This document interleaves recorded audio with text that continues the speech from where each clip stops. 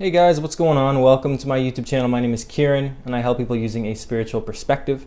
Today we're going to be talking about exes. Stop trying to manifest them back into your life, people, okay? It's a shitty thing to try and do, and a lot of people are making money off of it. I notice this a lot on Instagram and YouTube in particular. It could be on other platforms. I don't know. I don't have Twitter or whatever.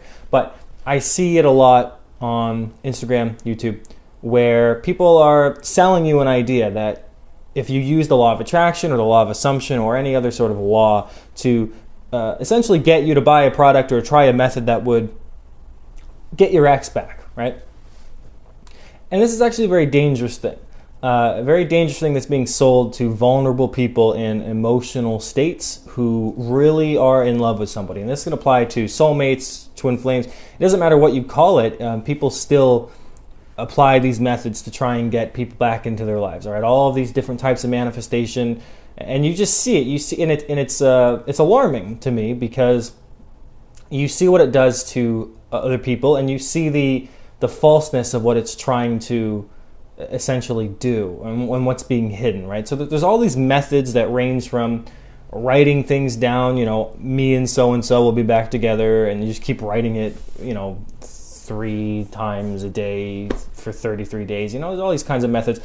From that to maybe sacrificing a small goat in the name of your partner that you love. I don't know all the methods, but there's probably some sacrificial stuff going on. And all that I can see from looking back into this sort of bubble is just people being taken advantage of. And it's dangerous because people are forgetting that there's this thing called self-respect and self-love. And you're not really trying to manifest somebody who broke your heart, who didn't treat you well, who you may still love, but for whatever reason, they're just maybe not a part of your life anymore for maybe a grander purpose. It doesn't necessarily matter why, but the chances are that if you're split up, there's probably something that led up to some sort of separation, okay? Whether or not it was both of your fault, no one's fault, okay? There was something. And 90% of the time, people are trying to get back with people who just aren't good for them.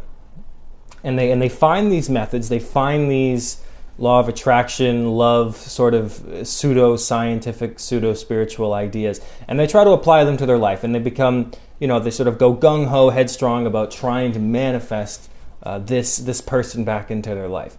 And it's dangerous because they've already left your life, so why are you trying to manifest them back? And even more than that, it sets you up for failure. It sets you up to be codependent and to put all of your energy and time into trying to receive something from someone. And that is heartbreaking because all of these different self-proclaimed gurus or whatever, they are constantly trying to sell you a package.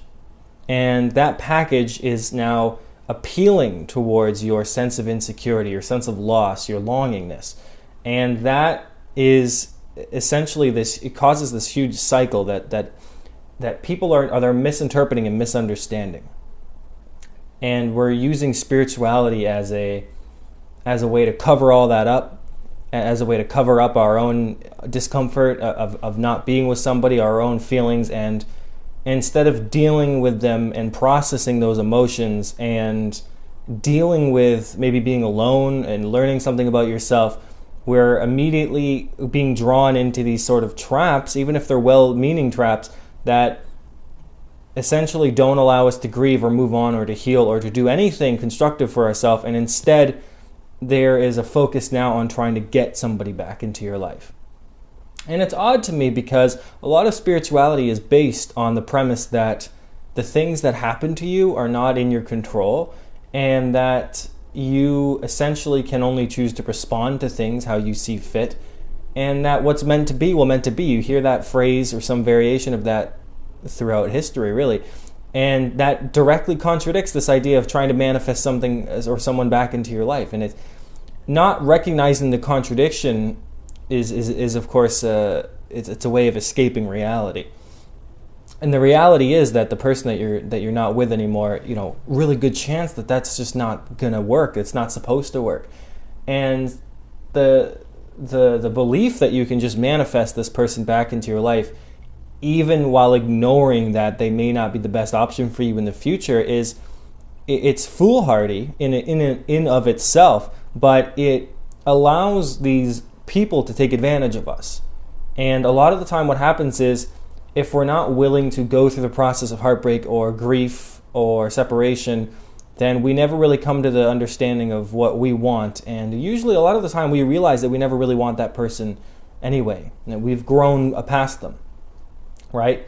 And I remember trying these methods on people. Like, I'm not just saying this because I'm grumpy about it. Like, I remember trying this stuff, and it didn't work, of course, and why would it? And eventually when the ex did come back, like a year and some change later, I was totally over it. I didn't care. And so, because I already processed what needed to be processed, mostly through drugs. No, I'm just kidding. But, I'm mostly kidding. And I noticed that it's a very nice idea to try and take spirituality and use it to manifest people that we love into our lives.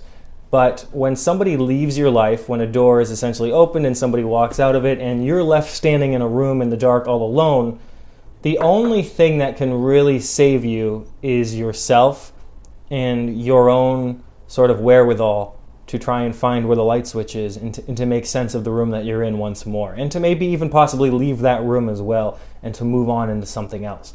And that really can't be done when these people are preying on our wallets and preying on our heartstrings to essentially get us to try these methods, buy these products, sign up for coaching, all to manifest somebody back into your life. And I really don't care if it's your twin flame or your soulmate or just whoever the hell you're thinking about. I don't care what level of awakening or spirituality you claim to be. It all ends up amounting to the same sort of insecurity, the same sort of depression, and the same sort of stress. And it's a longing. It's, I want this, which is no longer in my life. And what's happening is that we're not accepting that, or we're not accepting that reality.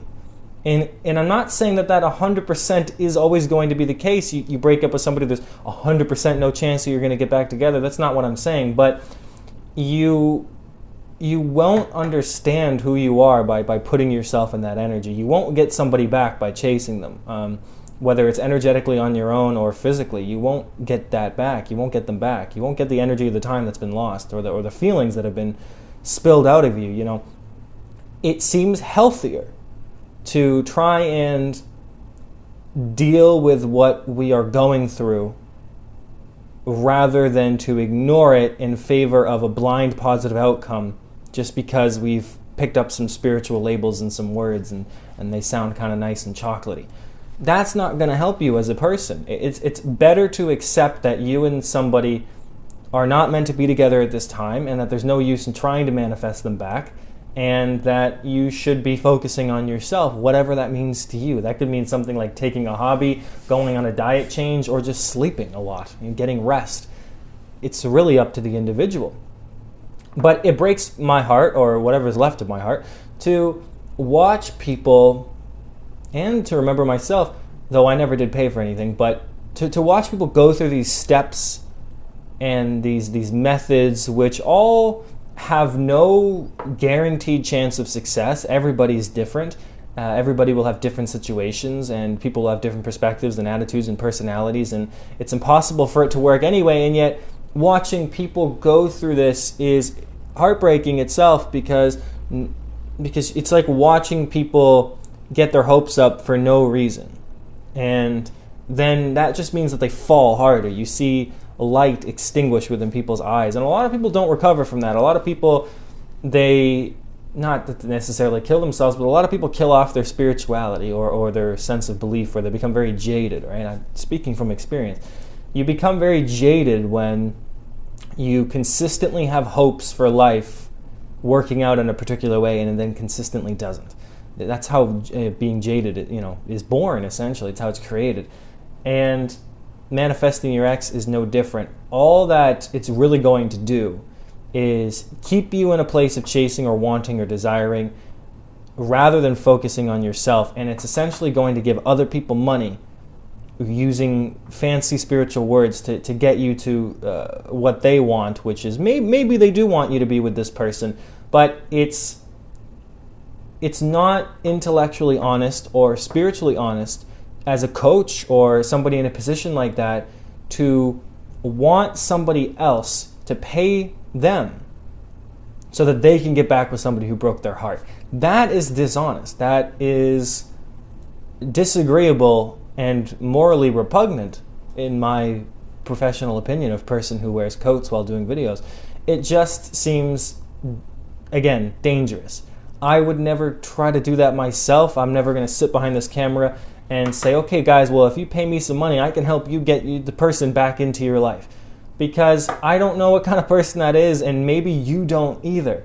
There's probably something higher going on, a little perspective that we're not fully aware of. I'm not going to sit here and try to get you back with your narcissistic ex because of how much you've told me you love them, but yet they seem to have treated you like shit. And I see that so much, and you get that a lot with twin flames, and you get that a lot with narcissists and karmic partners, and all these justifications, trying to get our partners back, and this, that, and that. But I'm not going to sit here and say and try to help you get somebody in your life back.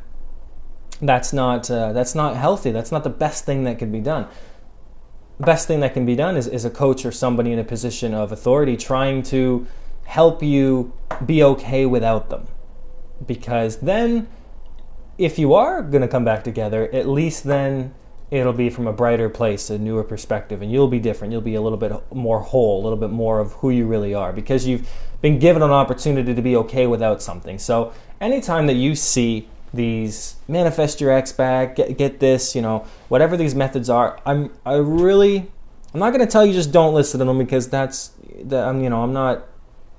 don't know who I am like that. I'm not that kind of guy. But I implore you and urge you to ask questions and to consider whether or not it's in your best interest to try and manifest anybody back into your life, because maybe they left for a reason. And if you believe in a lot of spirituality, in the deep, true spirituality, not just the new age buzzwords, then you will know that things do leave our lives for reasons, and they also come back for reasons. And what those reasons are ever changing.